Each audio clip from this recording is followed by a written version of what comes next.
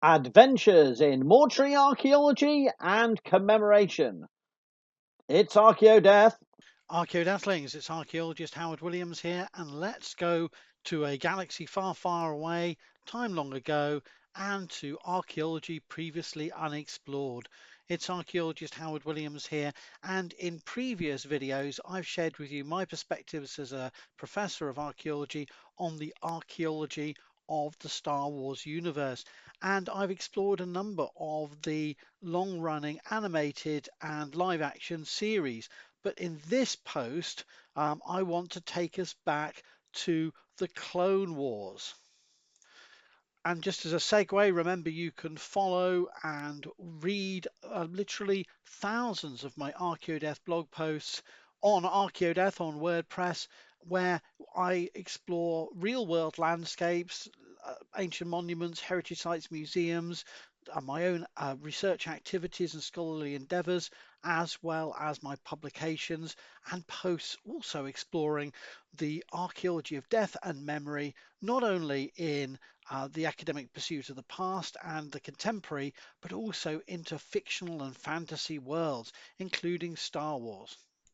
Now, the broad context of this is to reevaluate how we think archaeology works as a investigation of the study and preservation of the material past, to understand and explain past societies, to engage and educate people today about pasts and places to foster future study and understanding.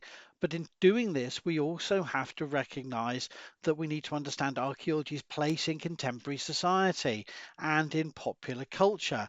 And again, part of this is investigating archaeology in and of the genre of science fiction, in which archaeological themes are varied and prolific in building worlds, cultures, and storylines.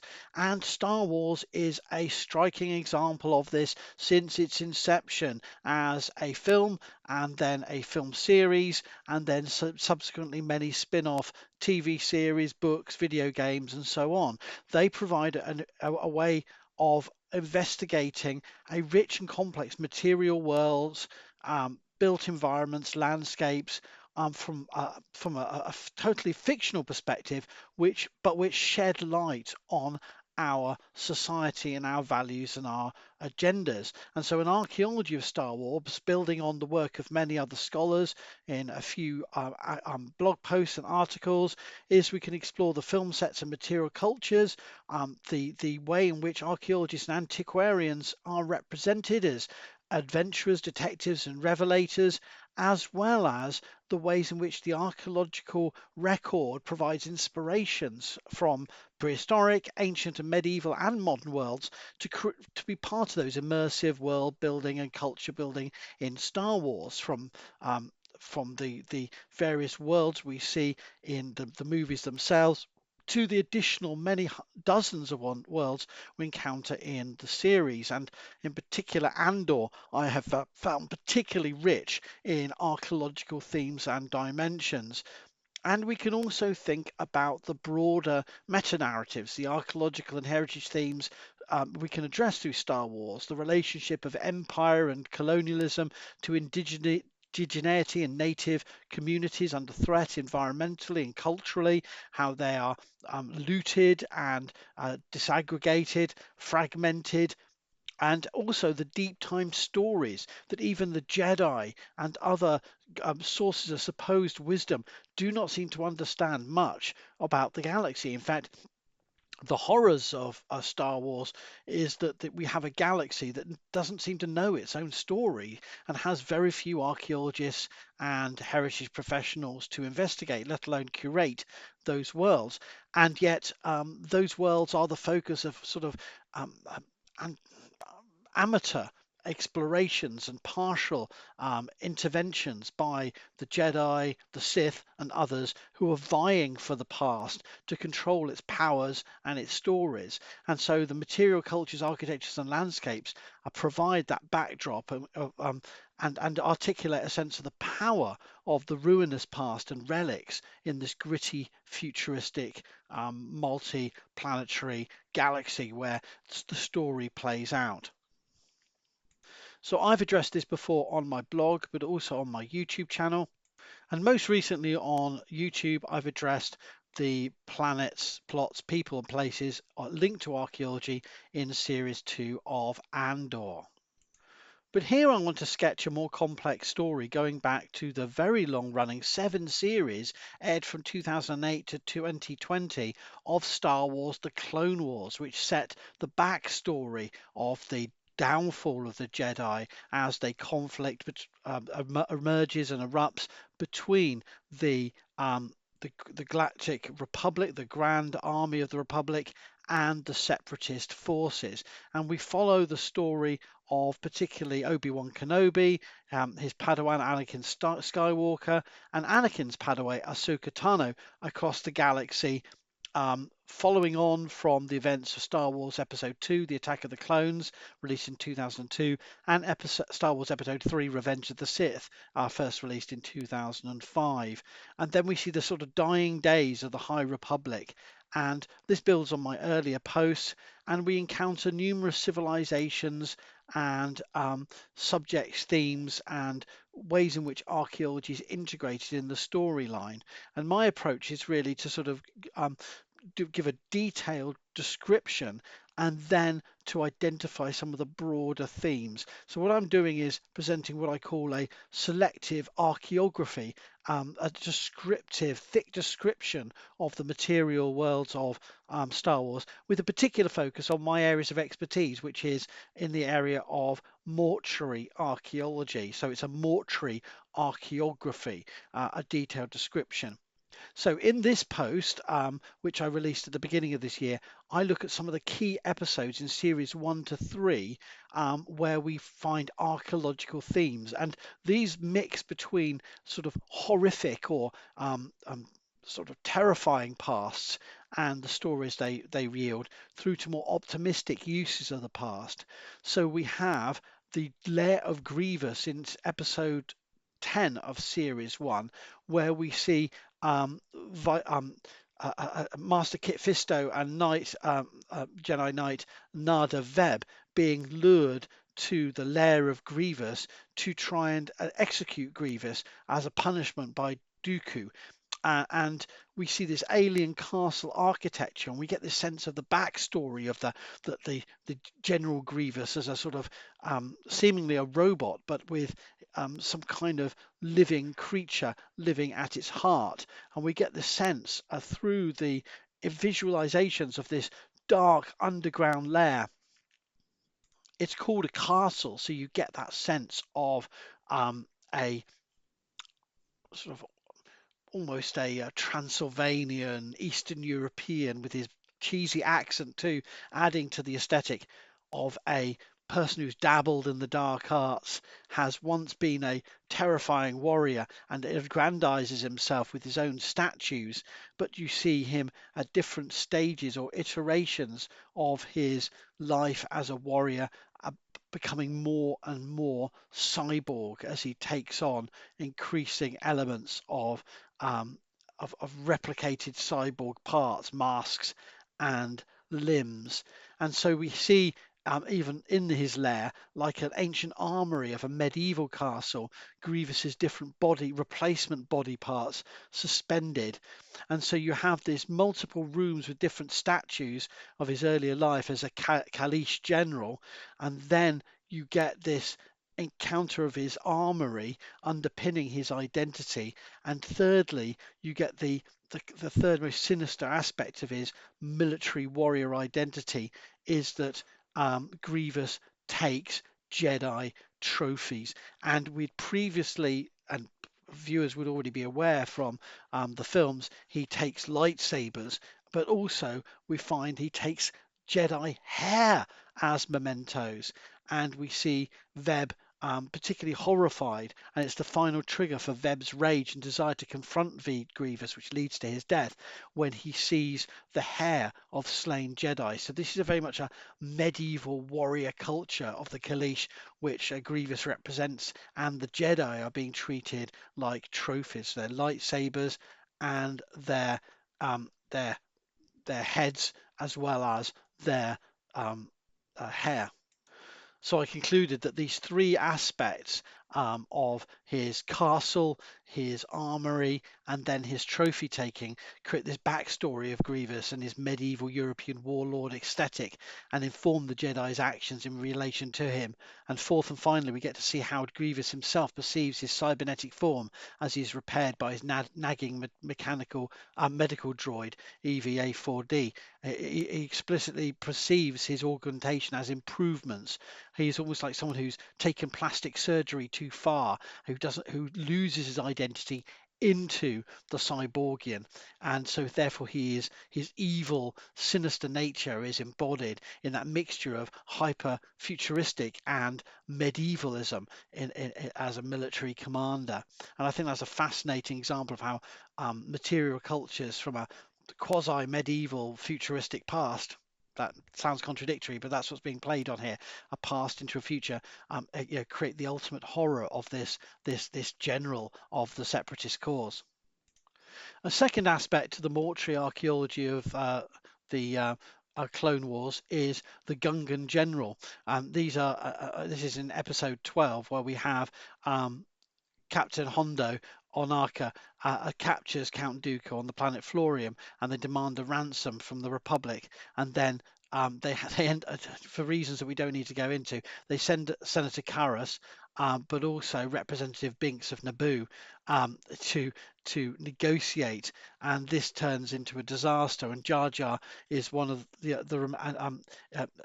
senator dies in the crash, and Jar Jar has to take forward the four remaining clone troopers to negotiate. And you see this poignant treatment of Senator Karras, given a temporary grave beneath a cairn with his staff inserted into it. And so I think this is a really interesting, raises many questions, because we never see whether that grave is retrieved. And but we see this temporary mourning of a high-profile Republic official dying on a mission, and the way his grave is treated on an alien planet, afforded protection with a pile of stones. It's very primordial. It evokes ancient burial cairns from European and world prehistory, and yet simultaneously gives you that sense of an explorer's, adventurer's grave in a far distant land, marking it temporarily so that maybe it could be retrieved at a later point. So you get that sort of tension on the use of a cairn as a marker of memory that could, but facilitating retrieval. So it's like a war grave or an expedition's grave that we have from 19th and 20th century European imperial and colonial expeditions here in an outer space science fiction environment. Now, the evocation of the actual past in the form of ruins takes place in episode 17 with the blue shadow virus, which takes us back to Naboo and the Gungan swamplands, and we see a landscape of ruins which was alluded to in the original films, and we learn that this dates back to earlier than the colonization of the Grismalti, the ancestors of the Naboo. So we see traces, sort of Far Eastern aesthetic of the the Gungans themselves, but also in these lands with grazing mega beasts. And we have a sort of sense of the Gungans living in far older ruins of people who have tried to settle Naboo. These giant stone heads are ruinous, and they operate in the landscape. And we have this tension between indigeneity and various layers of colonialism, and these um, the horrors of the virus which might destroy the planet today, juxtaposed against the demise of elder civilizations, and then the morals of their negligence towards the environment, mirroring the debunked but popular misconceptions about the fate of the inhabitants of Easter Island, Rapa Nui. So we have a bit of Olmec, we have a bit of Rapa Nui, we have a bit of sort of ruins in the jungles of Southeast Asia, sort of combined in this aesthetic of this ancient lost civilization, which provides the backdrop for the experiments and the horrors being played out in the landscape of Naboo in the story. So again, the ruins are not just incidental backdrop, they actually inform the narrative of the potential threat of destruction to the planet and the Naboo and the Gungans, together with this virus.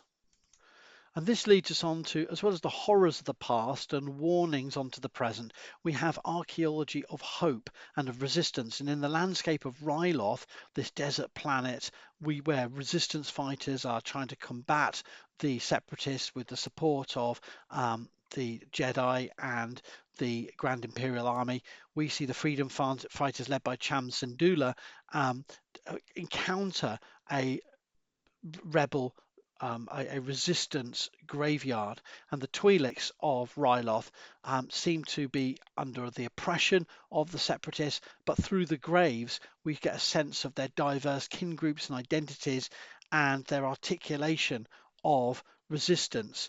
And I think this is a very short scene, but it also shows the power of the archaeological traces of death in the past to evoke that sense of resistance to oppressors. The graves of ancestors are those that speak to the ongoing struggle. So these graves are on a striking hilltop location, and the forms all look distinctively alien, but they serve to draw on that European gravestone tradition, including Romanesque, Gothic, and Modernist forms, although they're not specific to European. They do sort of draw on and evoke that sense of resistance to oppression in a fragmented colonial landscape. Another way in which we find archaeology used is in the horrors of the ancient ruined temples on Geonosis, where the great Queen Karina the Great and her undead army are resurrected. So we have this kind of um, insectoid archaeology of temples to a queen bug, and their ancient cultic like architecture creates this sort of sense of horror and the animated presence of the Geonosians coming back to fight for their queen. It does give sort of evocations of the ancient ruins of the Nabateans, including at Petra, but not specifically so.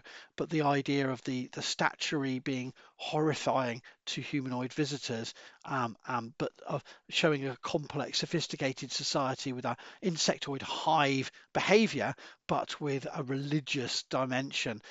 This is really quite sort of terrifying alien archaeology. So archaeology can be resistance, archaeology can be horror of the unknown and the alien. Archaeology can allow us to think about distinctive civilizations and their backstories, revealing the past. And this takes us to the archaeology of Mandalore, where the militaristic, honor-driven society with its clans is encountered when Obi-Wan is sent to Mandalore, fearing that the pacifist ruler Satine Kryze is constructing her own army for the separatists. So we find the Mandalore at the sort of crux of all these republic versus separatist politics, and we see various material cultures play into that story. So we get to see these beautiful idyllic gardens where there's with a memorial shrine, where we have the off-worlder who is has left the sign of the Death Watch, who are a fraction, a resistance movement to the pacifism, and we see the interesting use, which we'll see throughout the Star Wars universe, of the repulsor lift technology used for funerary purposes, of here returning a body to Concordia, the moon from whence this individual had come to assassinate Satine Kryze. So this is really interesting how we see this in later iterations such as Din Djarin using it to convey carbon frozen captives. Here we see the dead transported using this floating repulsor lift technology. And we also see the encounter of heirlooms where we find the dark saber being used by Pre Vizsla to evoke his ancestral claims to power. So we see ancient objects as well as the use of coffins as a mechanism of articulating the relationship of the resistance fighters to their the authorities. And indeed, we see that same retrolift technology used in conveying the body of the Rhodian senator. This is Onaconda Farr, when he's assassinated in the Senate. So we get to see the honor guard and his body within this floating casket. So this is a bit of futuristic funerary material culture. Back to Mandalore, we also see a glimpse of the Peace Memorial that is attacked in Series 2. And we then also get another kind of archaeology with the huts, where we have Zero the Hutt seeking out his own father's tomb where he'd hidden his treasure. Now, in Series 3, Episode 12, we get to see Dathomiri archaeology, which is going to inform the spin off series Ahsoka, where we see Ventress abandoned by her master, Lord Tyrannus, at the instruction of Darth Sidious, goes back to Dathomir, and here we get an encounter with the striking architecture and the swampy landscapes. And Ventress is seen approaching this huge temple with vast anthropomorphic pillars and into the underground dwellings of the Night Sisters, where they have islands in a lake of blue magic energy and an altar and these vast chambers lit by golden orbs. So you get this really ethereal and sinister magic force wielding Dathomiri subterranean landscapes in which their cult has survived through generations. And we see Talzin sort of affording magic to Ventress to help her. And in subsequent episodes, we see the the landscape create new kinds of beings in the form of Savage Press to assist Ventress. Now we'll come back to the archaeology of the Dathomiri later on in a subsequent video, but here in the first 3 series we get this sense of an alien but landscape, but an architecture of sacred, but also infused with magical qualities, and an altar which can transform people's qualities and strength and intellectual abilities. So Savage is created through Dathomiri magic.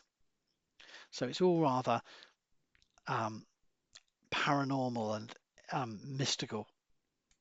Now, the importance of archaeological themes is also central to the Mortis tomb, the series of episodes which take Obi-Wan, Anakin, and Ahsoka to this planet called Mortis, and the ways in which their architecture very much emulates the Sith and the Jedi, with tall towers, and they live as anchorites, of a father, a son, and a daughter. The daughter representing the light side of the Force, the son representing the dark side. And so we get to see this kind of architecture of mountaintop monasteries that resembles and foreshadows Darth Vader's castle on Mustafar.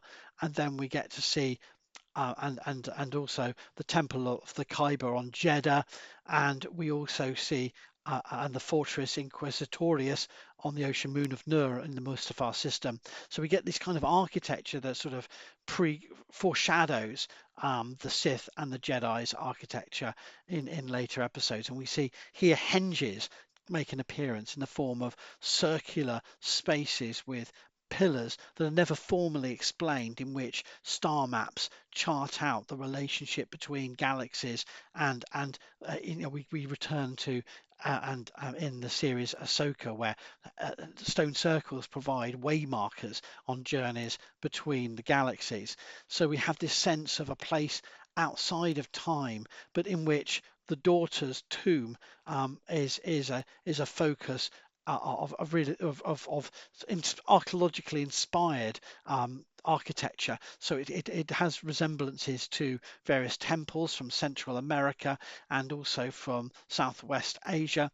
And she is laid with the sword that is then later retrieved from her by her brother. So you get this sense of it's almost Arthurian as well. This idea of a lady with a sword that is a source of power.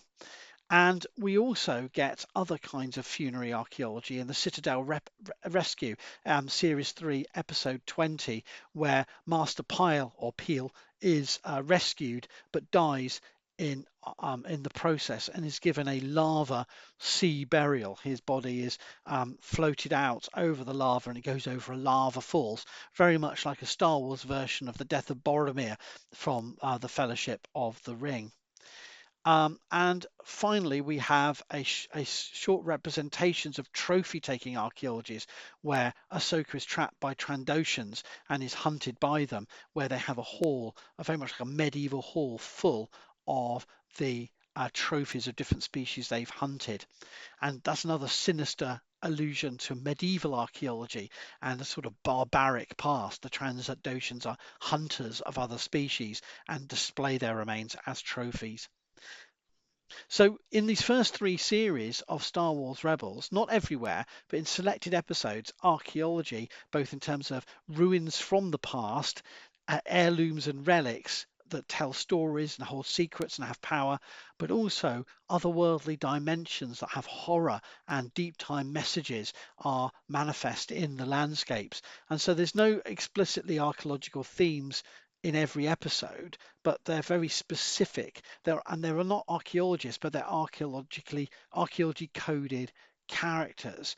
And there are repeat funerary representations that should interest us in terms of how our pop culture is thinking about funerals and death rituals outside of Western modernity and taking ideas from the past and from other spiritualities, religions, and cultures.